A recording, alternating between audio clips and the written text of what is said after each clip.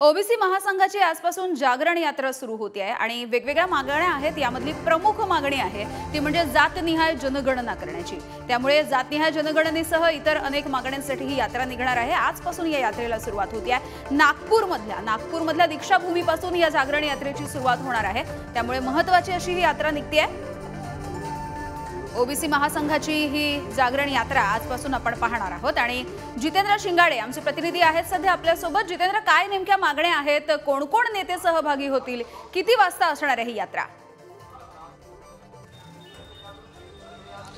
यावेळी आपण पाहिलेलं आहे की एकीकडे मराठा आरक्षण आणि ओबीसी आरक्षणाचा वाद असो किंवा तो मुद्दा चर्चेत असताना आता राष्ट्रीय ओबीसी महासंघातर्फे ही ओबीसी जनजागरण रथयात्रा काढण्यात येत आहे। नागपूर जिल्ह्यात ही यात्रा सुरू होत आहे। नागपूरचा संपूर्ण शहर आणि ग्रामीण भाग ही यात्रा पिंजून काढणार आहे। राष्ट्रीय ओबीसी महासंघाचे जे अध्यक्ष आहेत बबनराव तायवाडे यांच्या मार्गदर्शनात ही यात्रा संपूर्ण 31 तारखेपासून 5 फेब्रुवारीपर्यंत जिल्ह्यात फिरणार आहे आणि त्यानंतर एक चंद्रपूरमध्ये देखील मोठा समारोप आणि सभेचं आयोजन करण्यात आलेलं आहे। महत्त्वाचं म्हणजे बिहारच्या पार्श्वभूमीवर ज्याप्रमाणे ओबीसींची जी जातनिहाय जनगणना किंवा सर्वेक्षण झालेलं होतं, सर्वे झालेला होता, तीच मागणी आता राष्ट्रीय ओबीसी महासंघाने लावून धरलेली आहे की राज्यात आणि देशातही जातनिहाय जनगणना करण्यात यावी। त्यामुळे कोणत्या जातीचं किती प्राबल्य आणि त्यानुसार जे आरक्षण देण्यात यावं ही प्रमुख मागणी आहे। त्याचबरोबर 33 मागण्या या अगोदर राष्ट्रीय ओबीसी महासंघाने ठेवलेल्या होत्या। त्यापैकी बऱ्याच मागण्या या राज्य सरकारने मान्य केलेल्या आहेत, काही